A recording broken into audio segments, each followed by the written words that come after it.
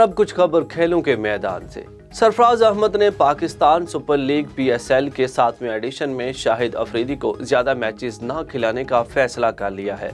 कौमी टीम के साबिक कप्तान सरफराज अहमद ने कराची में मीडिया से बातचीत करते हुए कहा कि शाहिद अफरीदी ने हमेशा हौसला बढ़ाया है, PSL में भी उम्मीद है वो सपोर्ट करेंगे। PSL 7 में शाहिद अफरीदी को थकाना नहीं है, इसलिए इन्हें आराम भी देंगे। शाहिद अफरीदी बड़े मैच के खिलाड़ी हैं, PSL में अच्छी परफॉर्मेंस दूंगा। मीडिया से गुफ्तगू में साबिक कप्तान शाहिद अफरीदी ने कहा कि PSL 7 में मेरा आखिरी इवेंट होगा, लेकिन क्रिकेट खेलता रहूँगा। बैटिंग और बॉलिंग पर फोकस है। इवेंट में कप्तान को अपने बूढ़े होने का एहसास नहीं होने दूंगा। पाकिस्तान सुपर लीग PSL के 7वें एडिशन के लिए एम्पायर और मैच रेफरी पैनल का ऐलान कर दिया गया है।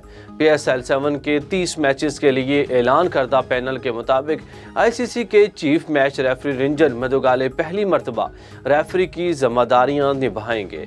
इफ्तिताई मैच में अलीम डार और Richard Illingworth on field empires की जिम्मेदारियां अदा करेंगे। एहसन रजा थर्ड एम्पायर और इमरान जावेद फोर्थ एम्पायर होंगे, जबकि PCB के एलियट पैनल में शामिल मैच रेफरीज अली नकवी, इफ्तिखार अहमद भी लीग में जिम्मेदारियां अदा करेंगे।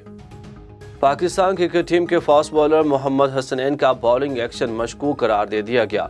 ऑस्ट्रेलिया की बिग बैश लीग में सिडनी थंडर्स की जानिब से अपने पहले मैच के पहले ही ओवर में 3 विकेटें हासिल करने वाले मोहम्मद हसनैन का बॉलिंग एक्शन रिपोर्ट हुआ, जिसका टेस्ट होगा।